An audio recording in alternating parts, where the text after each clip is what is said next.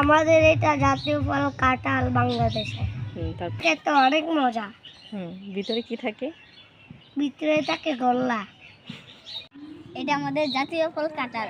এটা খেতে অনেক মিষ্টি। এটার ভিতরেটা একদম লাল টুকটুকে। এটা খেতে অনেক স্বাদ। এটা বাংলাদেশি কাঁঠাল। কাঁঠাল এটা বাংলাদেশের গোল্লা আছে।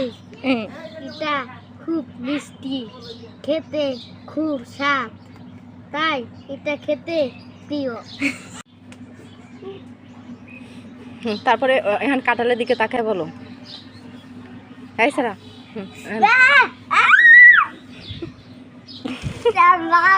গাছে ঝুলে থাকা